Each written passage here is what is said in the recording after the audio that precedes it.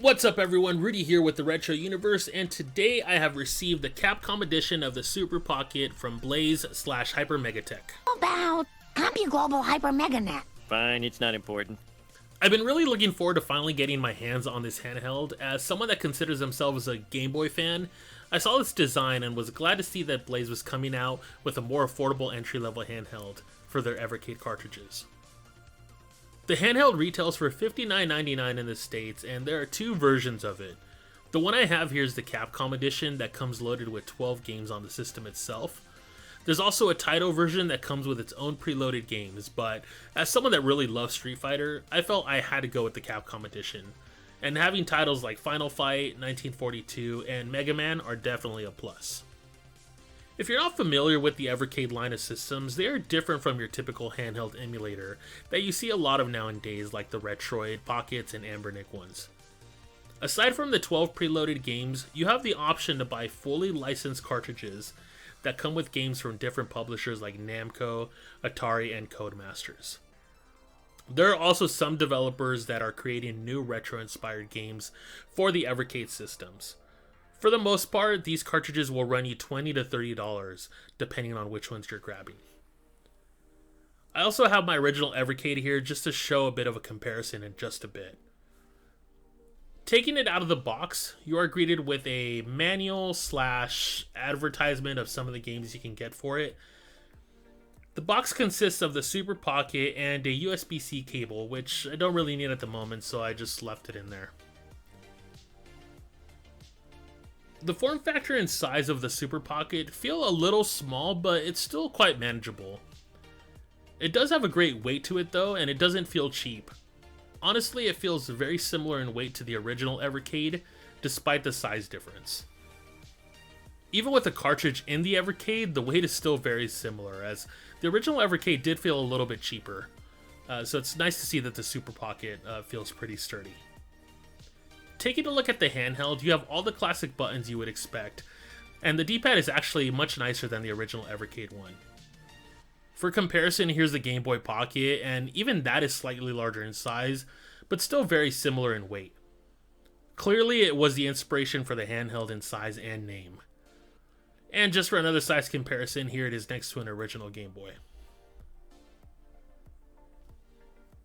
It comes with this empty cartridge that is more of a placeholder just to keep dust from settling inside the system, but at any time you could take it out and replace it with an Evercade cartridge to add more games.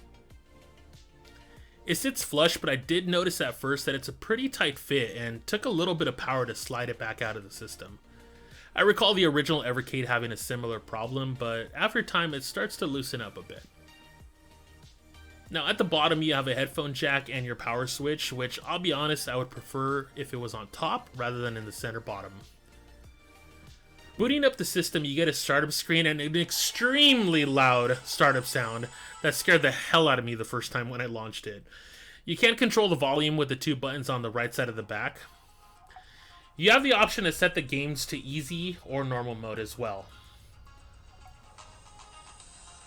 Then we are greeted to our 12 preloaded games and some menu music that will play while you're on this screen.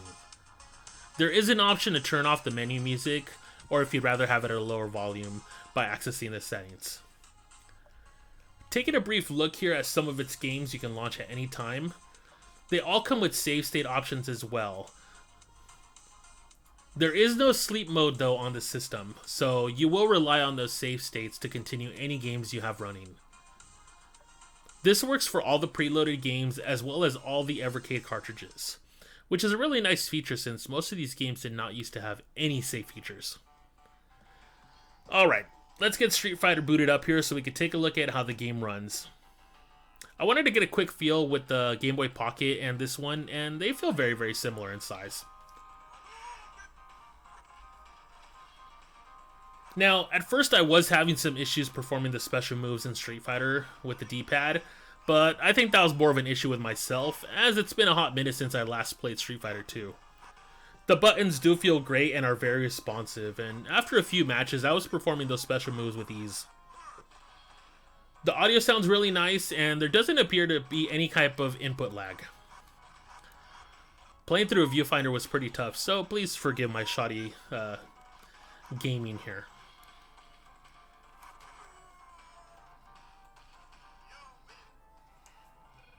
Now, there's not too many options on here aside from the save states and some sound options, but you do have an option to change the aspect ratio and also to add scan lines to the screen. It's a nice feature, but honestly, fake scan lines have always bugged me, and I usually just have it set to the original setting instead. Now, at this point, I think some of you might be asking, why get something like this when emulation devices exist that let you load all sorts of ROMs and different systems to it? I think this makes for a great gift for someone that enjoys playing old games like this, but doesn't want the hassle of figuring out how to use an emulator device or how ROMs work. This has a straightforward menu, and with the option to just buy additional cartridges with other games is very appealing to a lot of people. I myself love the idea of having cartridges like this, as it takes you back to the day when all you had were a few games to play instead of hundreds to choose from in a ROM folder. There's definitely something more unique to this setup than any of the other ones that I've seen, and I really do enjoy just being able to have a small selection of games to play rather than trying to figure out what to choose out of dozens and dozens of games loaded onto the system. It doesn't have any type of Wi-Fi capabilities, and I don't think there's any plans to add any more games to the internal storage. I'm sure firmware updates will be available, but this is just a pick up and play device that can be thrown in a bag or pocket for some quick game sessions. When you add an Evercade cartridge, you do need to click the menu button at the home screen and choose Evercade, so that it will display the games on the cartridge instead. From my testing, all my Evercade cartridges work well on it, and I didn't run into any issues while playing any games. If you're someone that fancies having cartridges again, or think this will make a perfect gift for someone, I'd highly recommend it, especially for its price point. While I was playing Burger Time, again I noticed the games just run great and they sound great as well. It does a great job of letting you play arcade classics as well, as games that were previously released for the Atari, and Intellivision, and so forth. This is definitely going to be my favorite way to play these games, and if you pair it with an Evercade Versus, which is the home console that Blaze released, you will have a great setup and pair. The original Evercade is not available anymore for sale, but they do have the newer Evercade EXP, which does have Wi-Fi options and is the wider form factor like a Game Boy Advance or PSP. That one does retail for $149 though, so if you're feeling like that's a larger investment, I'd recommend starting out with the Super Pocket, as it's cheaper in price and you can still play all of those cartridges on it.